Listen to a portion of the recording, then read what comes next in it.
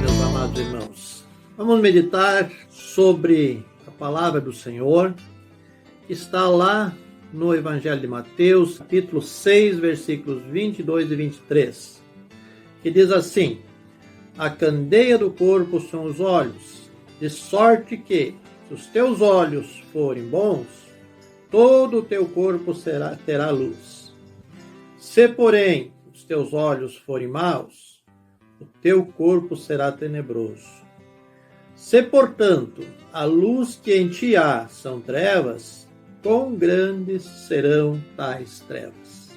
Com base nesse texto da palavra do Senhor, eu gostaria de falar aos irmãos um pouquinho sobre a importância do olhar, ou seja, como é que nós estamos vendo a nossa vida. Estamos vendo pelo olhar positivo ou estamos vendo por um olhar negativo? É muito importante o modo como nós vemos a vida e os diversos ângulos para onde nós olhamos. Em primeiro lugar, quando nós olharmos para trás, devemos olhar com gratidão. Por alguns motivos, como por exemplo, por termos sobrevivido a todas as situações. Olha, meu amado, minha amada, como nós devemos olhar quando nós olhamos a nossa vida, os anos que se passaram, que já estão distante de nós. Nós devemos fazer isso com gratidão. Porque se nós estamos aqui hoje, é porque o Senhor tem nos dado muitos livramentos. O Senhor nos deu condições de sobreviver a todas as situações. Situações difíceis, situações ruins, Deus nos deu condição de sobreviver. Então não devemos olhar para trás com aquele olhar de sentimento, de mágoa, de queixa por tantas coisas que nos aconteceram, porque esse é um olhar mau. E a Bíblia diz que se nosso olhar for um olhar ruim, se a luz que está em nós for trevas, muito grandes serão essas trevas. Quantas e quantas pessoas que hoje estão enfermas, doentes, com tantos e tantos problemas de saúde, porque ao olhar para trás só olham com queixa, com mágoa, com reclamação. Ou seja, colocam o seu próprio corpo na mais profunda escuridão, segundo o que disse o Mestre Jesus nesse texto. Então, ao olhar para trás, meu irmão, minha irmã, não olhe com esse pensamento. As coisas já ruins serviram para nosso aprendizado, mas não nos trarão mais nenhum tipo de benefício, a não ser essa experiência que nós tivemos. Mas olhar para trás, vamos olhar com gratidão por todas as coisas que têm acontecido conosco, né? Pela nossa sobrevivência, pela experiência que alcançamos. Olha quantas experiências gostosas, maravilhosas que nós alcançamos durante a vida que nós tivemos. E também olhar para trás com gratidão pela ajuda que tivemos. Ao invés de ficarmos reclamando e relembrando coisas ruins, vamos lembrar as ajudas que nós tivemos, quantos irmãos, quantas pessoas Deus colocou em nosso caminho para nos ajudar, nos dar força, nos impulsionar para que nós pudéssemos hoje ter a vida que nós realmente temos. Então, olhar para trás com gratidão por termos sobrevivido a todas as situações, pela experiência que nós adquirimos ou alcançamos nesse tempo em que o Senhor nos concedeu a graça de vivermos, e também pela ajuda que tivemos. Em segundo lugar, olhar para cima com louvor, também pela proteção que Deus nos dá, ou pela proteção que Deus tem nos dado. A palavra de Deus diz: nem o mal te sucederá, e nem praga alguma chegará à tua tenda. Salmo capítulo 91, versículo 10. Olha quantas enfermidades, quantos problemas, quantas coisas ruins que têm acontecido durante a nossa trajetória. Mas a promessa do Senhor é de que nenhum mal nos sucederá e nem praga alguma chegará à nossa tenda. Confia nesta promessa, meu irmão, porque Deus é fiel. Amém? Aleluia. Em terceiro lugar, olhar para dentro com contrição. É importante, meu amado irmão, que nós tiremos um tempo para olharmos para dentro de nós mesmos. A palavra do Senhor diz: examine-se, pois, o homem a si mesmo, e assim coma do pão e beba do cálice. 1 Coríntios, capítulo 11, versículo 28. Esse é aquele olhar para dentro de nós, quando nós esquecemos as pessoas que nos rodeiam, esquecemos as outras pessoas e olhamos apenas para nós. Que nós possamos fazer como o salmista Davi, dizendo para Deus: ajuda-me, sonda-me e vê se há em mim algum caminho mau. Então, ao olharmos para dentro de nós devemos fazer isso com contrição, querendo saber mesmo diante de Deus se alguma coisa está errada em nossa vida.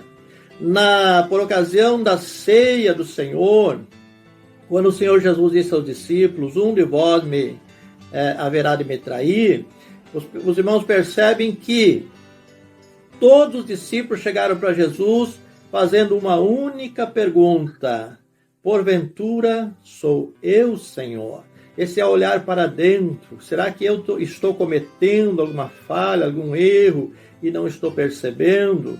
Então eles perguntaram a Jesus com todo o desejo do seu coração, com todo o desejo de ter uma consciência livre, dizendo: porventura sou eu, Senhor? Um dos discípulos também fez a mesma pergunta, mas com outro objetivo. Foi Judas. Ele disse também: porventura sou eu? Essa pergunta, embora fosse muito parecida ou igual à pergunta dos outros discípulos, ela tinha um outro objetivo. Judas sabia que ele era traidor, Judas sabia que ele estava para trair a Jesus e para lucrar com isto, mas ele estava preocupado se Jesus já tinha descoberto o seu plano ou não. Como Jesus não respondeu categoricamente a sua pergunta, ele respira aliviado, achando que Jesus não estava ainda sabendo exatamente quem era que havia de o trair, embora já tivesse alguma informação sobre isto.